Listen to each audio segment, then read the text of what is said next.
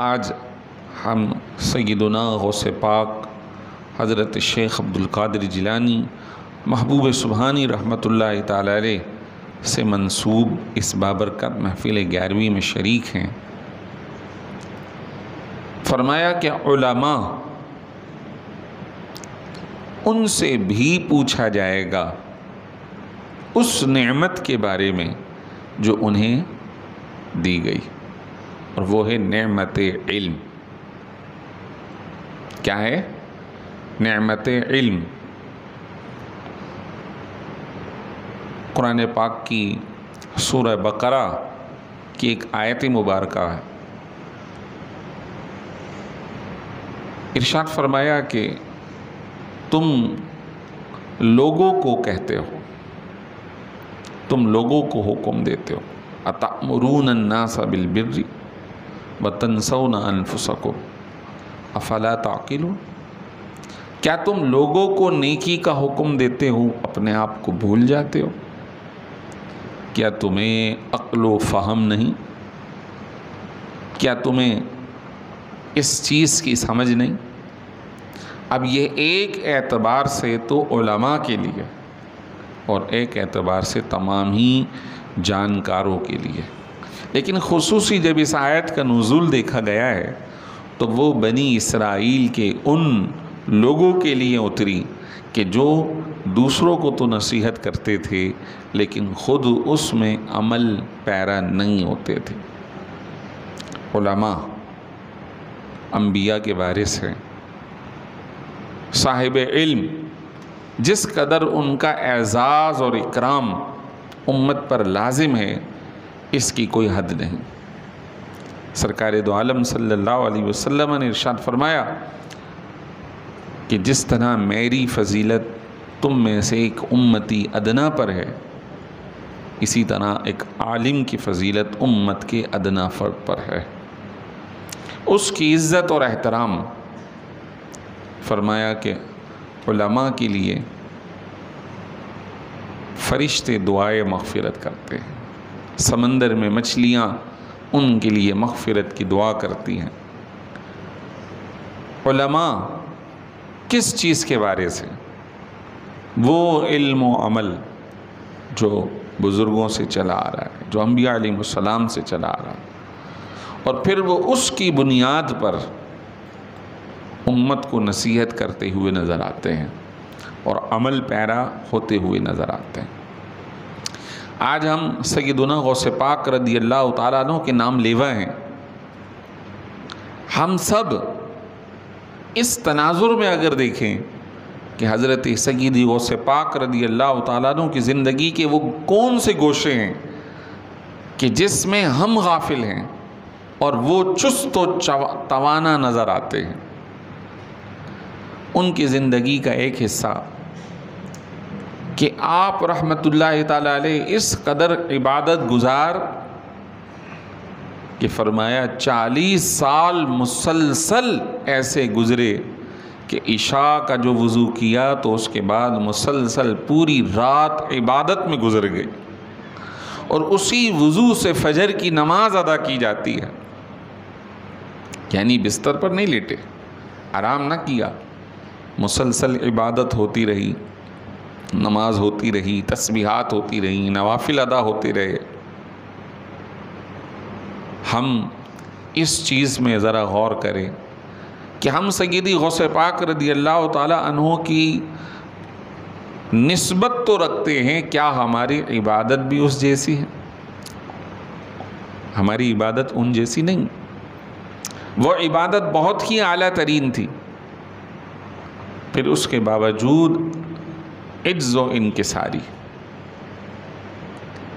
ہماری حالت کہ اگر ہم کچھ عبادت کر لیتے ہیں دوسروں کو بتائے بغیر، اپنے دل کا محاسبہ کریں تو خیال آتا ہے آج صبح سے تو نیکیاں کر رہا ہوں، آج رات کو تہجد کی نماز تو پڑھی تھی، آج 100 تسبیح تو پڑھی تھی، آج 1000 درود شریف تو پڑھ لی۔ جبکہ ہونا یہ چاہیے کہ ہماری عبادت کے اندر صورت یہ ہو کہ ہم کرنے کے بعد کہیں کہ پتہ نہیں قبول ہوئی یا نہیں ہوئی، اس سے زیادہ کی توفیق ہو جائے۔ فرمایا کہ تم سے نعمتوں کے بارے میں پوچھا جائے گا۔ یہ صحت مندی، یہ جوانی،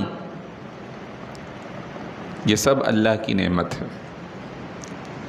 آج نوجوان طبقہ، آج صحت مند طبقہ اللہ کے حکم کی نافرمانی کرتا ہوا زیادہ نظر آتا ہے، اور وہ اپنے اس نعمت کا غلط استعمال کر رہا ہے، جبکہ ان کی جوانی اللہ اکبر، ان کا بچپنا اللہ اکبر۔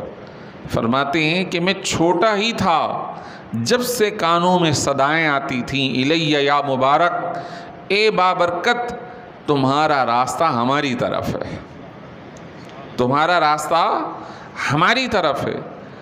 جب گئے کھیتی باڑی کرنے والد کے انتقال کے بعد تو جانور کہنے لگا کہ یہ کام آپ کے لیے نہیں، آپ کو تو اللہ نے کسی اور کام کے لیے مقرر فرمایا۔ پھر وہ جوانی جو گزری تو علم دین سیکھا، عمل کیا، مسلسل عمل کیا، اور وہ تقوی اور طہارت کے اعلیٰ معیار پر فائز ہوئے۔ ان کی جوانی پاکیزہ جوانی تھی۔ آج ہماری جوانی میں گناہ ہیں، ہماری جوانی کے اندر نافرمانیاں ہیں۔ تو اگر ہم نام لیوا غوث پاک ہیں تو ہماری جو جوانی ہے وہ پاکیزہ ہونی چاہیے، وہ با حیا ہونی چاہیے۔ آنکھوں کی حیا، دل کی پاکیزگی، دل کی طہارت، یہ اللہ تبارک و تعالیٰ کے نزدیک مقبولیت۔ لہٰذا ہم سب کو اس بات پہ کوشش کرنی ہے کہ انشاءاللہ ہمیں اپنی آنکھوں اور اپنے دل اور خیالات کو پاکیزہ رکھنا ہے انشاءاللہ عز و جل۔ حضرت سیدی غوث پاک رضی اللہ تعالی عنہ عبادت کا عالم اور عاجزی کا عالم، یہ واقعہ پہلے بھی آپ نے سنا ہوگا کہ لوگ طواف کعبہ میں مصروف ہیں، اور طواف کعبہ کرتے ہوئے ایک سفید ریش بزرگ کو دیکھ رہے ہیں کہ کعبۃ اللہ کے غلاف کو تھامے ہوئے ہیں، روئے چلے جا رہے ہیں، اور فرمایا اگر میری توبہ قبول ہے تو ٹھیک ہے، اور اگر میری جانب سے توبہ قبول نہیں تو اے اللہ تو مجھے نابینا اٹھانا، اور رو رہے ہیں۔ کسی نے پوچھا آخر ایسا کیوں؟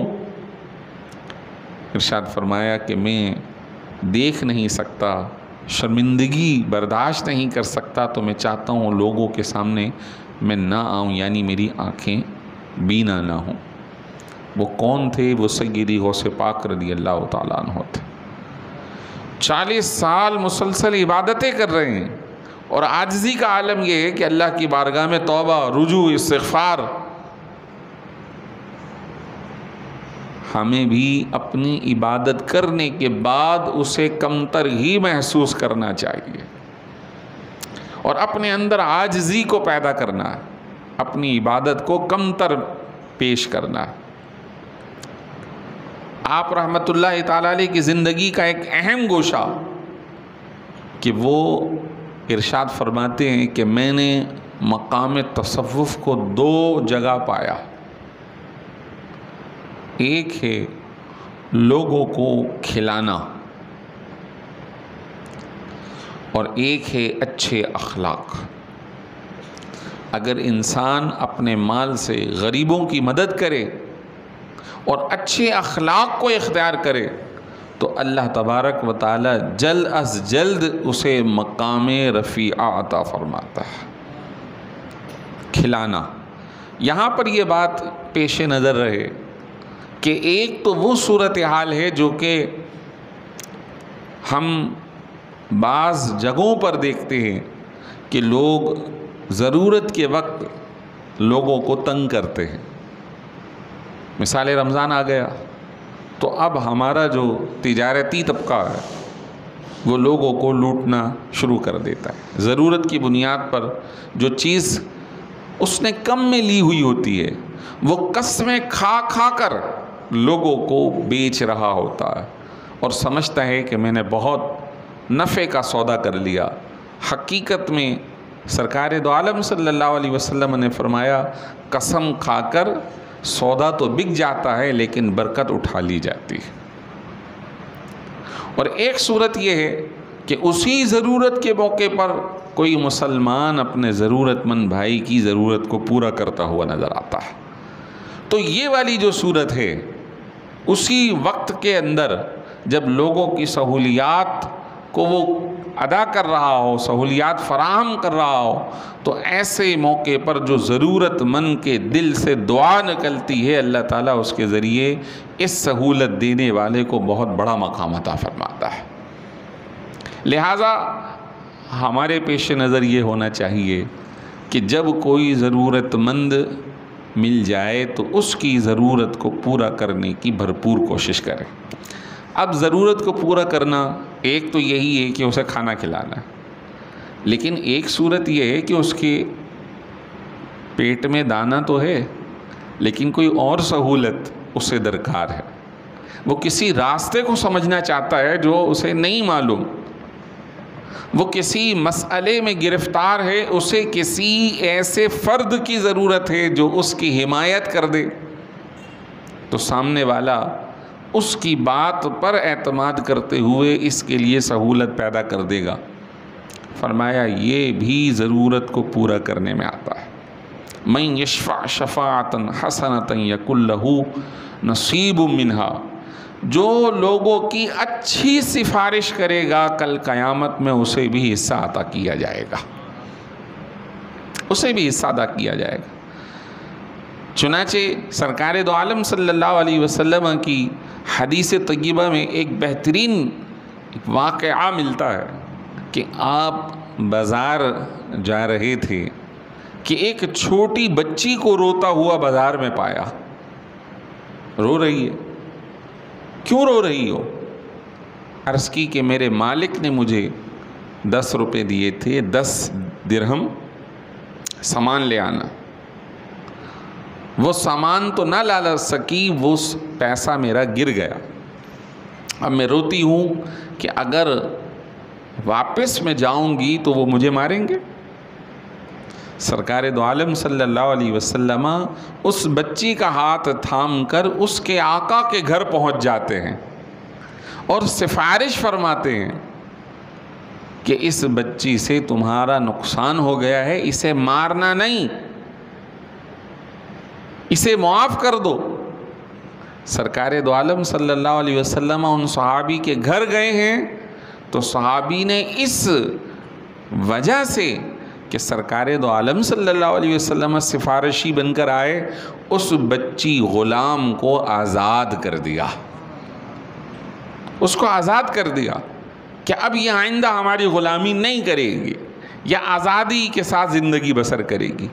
حضور صلی اللہ علیہ وسلم کی شفاعت نے اس غلام بچی کو نہ صرف ظلم سے بچایا بلکہ اس کی آزادی کے بھی آپ سبب بن گئے۔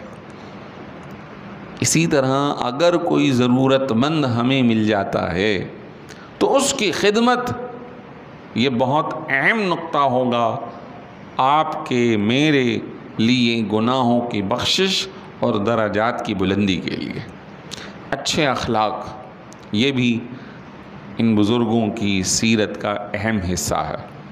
آج ہم دیکھتے ہیں کہ ہم بسا اوقات تسبیحات، عبادات اور بہترین نقشہ یعنی اپنے جبہ قبہ سارے معاملات اپنے لباس میں بڑے خوبصورت ہے، لیکن جب اخلاقیات کی باری آتی ہے تو زبان سے ہمارے وہ تیر برستے ہیں کہ جس کا کوئی مرہم اس دنیا میں نہیں ملتا۔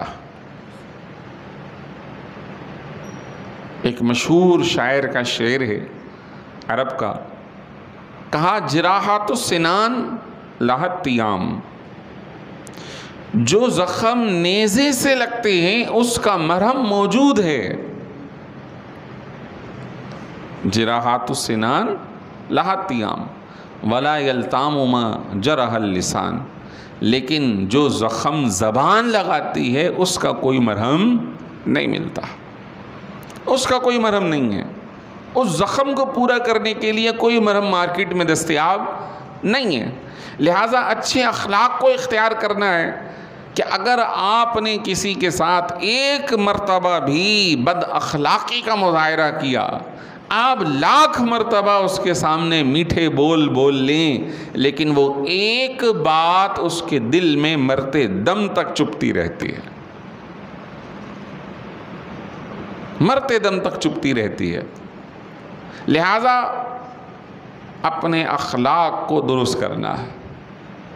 حضرت سیدی غوث پاک رضی اللہ تعالیٰ عنہ کی زندگی میں ملتا ہے کہ آپ کسی سے بد اخلاقی سے پیش نہیں آتے تھے۔ کسی کو اگر غلطی کرتے ہوئے دیکھتے تو بڑے آرام سے سمجھاتے، پھر سمجھاتے، پھر سمجھاتے، اگر نہ سمجھتا تو سختی فرماتے۔ یہی بزرگوں کا طریقہ۔ حسنین کریمین کا وہ واقعہ بڑا مشہور ہے کہ کسی کو وضو غلط انداز میں کرتا ہوا دیکھا تو آپس میں صلاح مشورے کے بعد جا کر کہتے ہیں، چچا جان میرا بھائی کہتا ہے میں اچھا وضو کرتا ہوں، میں کہتا ہوں میں اچھا وضو کرتا ہوں، ذرا آپ مشاہدہ کریں اور فیصلہ فرمائیں کہ ہم میں سے کون اچھا وضو کرتا۔ اور وہ ملاحظہ کرنے کے بعد اس قدر بہترین مسنون وضو کیا کہ وہ خود کہنے پہ مجبور ہو گئے کہ تمہارا تو وضو بہت اچھا ہے، کمی مجھ میں ہے۔ یہ ہے اصلاح کا پہلو۔ اور ایک یہ ہے کہ سامنے والے کو اس طرح بات صحیح کی جا رہی ہو لیکن اس انداز، اس پیرائے میں کہی جا رہی ہو کہ پھر وہ بجائے سدھرنے کے مزید بگڑنے کی طرف جا رہا ہو۔ اسی وجہ سے فرمایا گیا ہے کہ یہ جو امر بالمعروف و نہی عن المنکر ہے، یعنی نیکی کا حکم دینا اور برائی سے روکنا، یہ ایک شرعی منصب ہے۔ یہاں پہ یہ لفظ آپ کے ذہنوں میں قریب ہی گزرا ہوگا۔ ایک سیاستدان عمران خان نے اپنے ایک جلسے کا نام یہ رکھا، لیکن اس جلسے کے نام پر وہ چاہتے یہ تھے کہ حکومتی مخالفت ہو، وہ ایک الگ پہلو ہے، ہمارا اس سے کوئی لینا دینا نہیں، جو اچھا کام کرے وہ ٹھیک ہے، جو برا کرے وہ برا ہے، کل قیامت میں وہ جواب دے گا۔ لیکن اس نام پر جلسے میں ناچ گانا، مخلوط مرد اور عورت کا ملنا شرعاً ہونا ہی نہیں چاہیے تھا کہ یہ لفظ استعمال کیے جاتے۔ لیکن ہمارے ہاں بدقسمتی سے جو مذہبی کارڈ جس کو کہتے ہیں اس کو استعمال کر کے دنیاوی لوگوں کی حمایت طلب کی جاتی ہے، حالانکہ یہ ایک الگ پہلو ہے۔ تو میں یہ عرض کر رہا ہوں کہ نہیں عن المنکر، کسی برائی سے روکنا اور نیکی کا حکم دینا، علماء نے لکھا کہ اس کے 6 درجات ہیں۔ کتنے؟ 6 درجات ہیں۔ کسی درجے پر تو یہ فرض ہوتا ہے اور کسی درجے پر یہ سنت اور کسی درجے پر اس کا کرنا منع ہوتا۔ نیکی کا حکم دینا منع ہے، ایک ایسا درجہ بھی آ جاتا ہے۔ اگر آپ میں طاقت ہے، آپ کسی کو روک سکتے ہو تو پھر آپ پر فرض ہے کہ آپ یہ کام کرو۔ حدیث طیبہ کے اندر ارشاد فرمایا، من رعا منکم المنکر فلیغیرہ بیدہ، جو تم میں سے کسی کو برائی کرتا ہوا دیکھے تو اسے چاہیے کہ اسے ختم کرے، اسے روکے، اسے تبدیل کرے۔ ومن لم یستطع فبلسانہ، اور جو روک نہیں سکتا تو زبان سے کہہ دے۔ اب اس کا درجہ فرض نہ رہا، اب اس کا درجہ زبان سے کہنے پر ہو گیا۔ ومن لم یستطع فبقلبہ، اور جو زبان سے کہہ بھی نہیں سکتا تو وہ اپنے دل میں برا جانے۔ اب یہ روک نہیں رہا، صرف دل میں برا جان رہا۔ ذالک اضعف الایمان، یہ ایمان کا سب سے نچلا درجہ ہے۔ فرمایا کہ اگر تمہارا عمل بالمعروف و نہی عن المنکر کرنا کسی کے کفر کا باعث ہو رہا ہو تو پھر تمہیں اس وقت نہیں سمجھانا چاہیے، ایک شخص طیش میں ہے، آپ اس کو اس وقت نصیحت کر رہے ہو جب وہ نصیحت قبول نہیں کرے گا، وہ کسی کی سننے کو تیار نہیں، حتیٰ کہ تم نے قرآن سنانا شروع کیا اور اس نے انکار کر دیا میں قرآن کو ہی نہیں مانتا، تو وہ گیا۔ تو یہ ہر ایک کے بس کی نہیں ہے، علماء یا جن کے علم میں ہیں وہی اس منصب کو سمجھتے ہیں اور اس کے مطابق فیصلے کرتے ہیں۔ حضرت سیدی غوث پاک رضی اللہ تعالیٰ عنہ خواب میں سرکار دو عالم صلی اللہ علیہ وسلم تشریف لاتے ہیں اور فرمایا عبد القادر لوگوں کو نصیحت کرو۔ عرض کیا رسول اللہ صلی اللہ علیہ وسلم میں عجمی ہوں، ایران میں اس وقت فارسی زبان بولی جاتی تھی اور آپ کے جد اعلیٰ تو یقیناً عرب سے آئے تھے، وہ عربی تھے، لیکن وہ خاندان وہاں منتقل ہونے کی وجہ سے کیا ہو گیا؟ عجمی ہو گیا، فارسی زبان بولنے لگا ایران کی۔ پھر آپ ایران سے بغداد شریف عراق میں گئے تو وہاں عربی بولی جاتی تھی، تو عرض کی کہ میں عجمی ہوں، یہ عربی ہیں، میری زبان میں فرق ہے، میری نصیحت اس طرح نہیں ہو سکے گی جس سے ان کو فائدہ پہنچے۔ سرکار دو عالم صلی اللہ علیہ وسلم نے اپنا لعاب دہن ان کے منہ میں ڈالا۔ پھر حضرت علی المرتضیٰ کرم اللہ وجہہ الکریم نے اپنا لعاب دہن ڈالا، اور اس کے بعد نصیحت کا عالم یہ ہوا کہ فرمایا کہ اب مجھے وہ منصب دیا گیا ہے کہ اگر میں نصیحت کرنے سے رک جاؤں تو میرا گلا دبا دیا جائے گا، یعنی اب مجھ پر لازم ہے کہ میں لوگوں کو نصیحت کروں، لوگوں کی اصلاح کروں۔ اور پھر آپ نے اپنی اس نعمت جو آپ کو ملی، منصب وعظ و نصیحت، منصب علم و عمل، منصب ولایت، اس کا آپ نے بھرپور اظہار فرمایا۔ آپ نے چھوٹوں کو بھی سمجھایا، آپ نے بڑوں کو بھی سمجھایا، آپ نے اپنوں کو بھی سمجھایا، غیروں کو بھی سمجھایا، اور کہتے ہیں کہ کوئی مجلس ایسی نہیں گزرتی تھی کہ جس میں گناہگار توبہ نہ کرتے ہوں، جس میں توبہ کرتے ہوئے انتقال نہ ہو جاتا ہو، جس میں کوئی غیر مسلم مسلمان نہ ہوتا ہو۔ اللہ اکبر، اس مجلس کا کیا عالم ہوگا؟ ہزاروں غیر مسلم آپ کے ہاتھ پہ کلمہ پڑھتے ہیں، آپ کی نصیحت کا اثر ہے۔ ہزاروں لوگ اپنی نصیحت حاصل کرتے ہوئے گریبان چاک کر دیتے ہیں، ہم تو گناہگار تھے، اب ہمارا ہوگا کیا، اور خوف الہی میں ان کا انتقال ہو جاتا ہے۔ آپ کے صاحبزادے سیدنا عبد الرزاق فرماتے ہیں کہ کبھی نہیں ہوا کہ آپ کی محفل ختم ہوئی ہو اور کسی کا انتقال نہ ہوا ہو، ہر محفل وعظوں کے بعد کسی نہ کسی کا خوف الہی سے انتقال ہو جاتا تھا۔ اس قدر باروب وعظ و نصیحت فرمایا کرتے تھے، اور جو خوف الہی سے انتقال کر گیا اللہ تعالیٰ اسے 2 جنتیں عطا فرمائے گا۔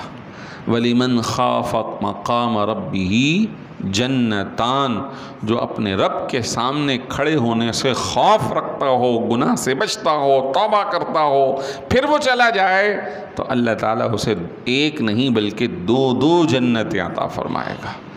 یہ کوئی عام بات نہیں، اللہ نے خود فرمایا ہے، خود فرمایا ہے۔ اللہ اکبر، یہ ہے وہ وعظ و نصیحت۔ اور فرمایا کہ میں جو کام بھی کرتا ہوں اللہ کے حکم پر کرتا ہوں۔ سیدی غوث پاک فرماتے ہیں جو کام بھی کرتا ہوں اللہ کے حکم پر کرتا ہوں۔ یہ جو ابھی شعر پڑھا تھا نا، قسمیں دے دے کے کھلاتا ہے پلاتا ہے پیارا اللہ تجھے، پالنے والا تجھے۔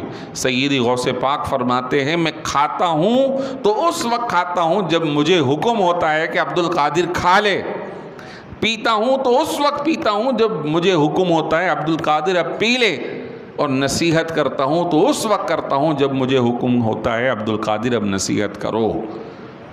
جب منصب اس مقام کو پہنچ جائے تو یہ بہت بڑی بات ہے، اور ہم تو نچلے درجے کے لوگ ہیں، ہمیں تو ہر آن یہی حکم ہے کہ تم اللہ کی تابعداری کرو، اطاعت رسول کرو ہر معاملے میں۔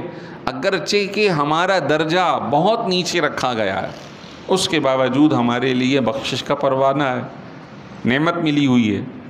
ایک حدیث شریف کہ اگر کوئی شخص اپنی زوجہ کے منہ میں ایک لقمہ بھی اٹھا کر ڈال دے تو اللہ اسے بھی ثواب عطا فرمائے گا۔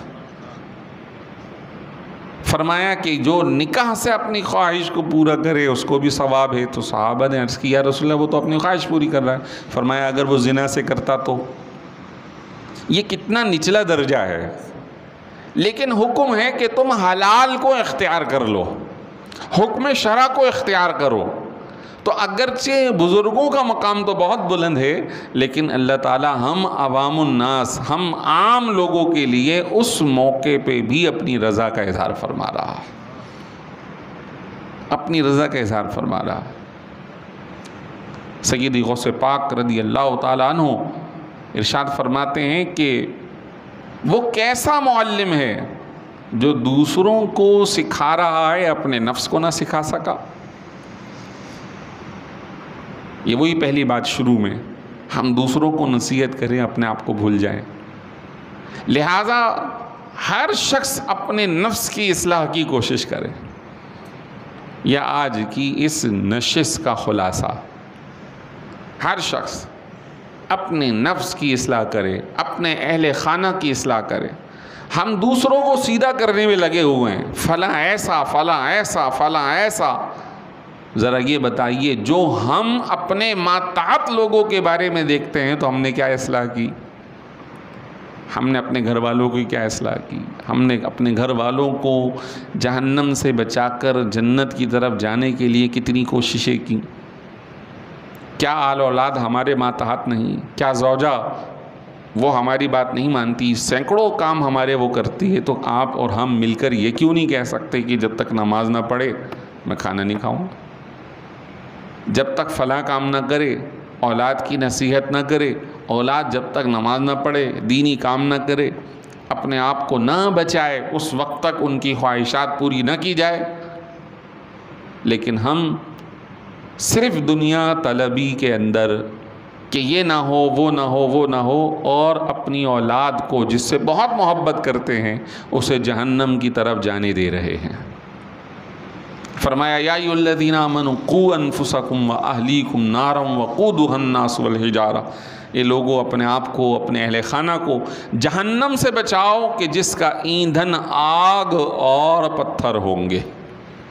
جس میں یہ بھی فرمایا ہے کہ اس کا ایندھن انسان بھی ہوں گے. انسان کو لکڑی کی جگہ استعمال کیا جائے گا. استغفر اللہ، استغفر اللہ، استغفر اللہ. اللہ تعالیٰ محفوظ رکھے، اللہ تعالیٰ ہماری توبہ کو قبول فرمائے.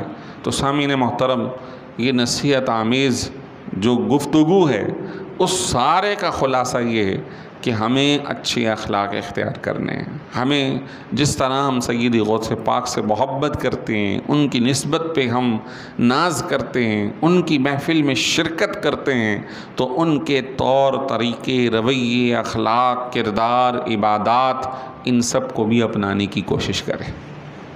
ان کے اس اللہ کی طرف جھکاؤ اور رجوع الی اللہ کو بھی اپنے لیے قبول کریں. اس نصیحت کو بھی قبول کریں جو وہ کیا کرتے تھے. اگر صرف ہم کرامات ہی سنتے رہیں کہ آپ ہوا میں اڑتے تھے، فلاں مرید کے ہاں چلے گئے، آپ نے کشتی کو تیرا دیا، یہ ان کی زندگی کا بہت چھوٹا سا پہلو ہے. یہ ان کی زندگی کا بہت چھوٹا سا پہلو ہے. ان کی زندگی اس سے کہیں زیادہ ہمارے لیے سبق آموز ہے.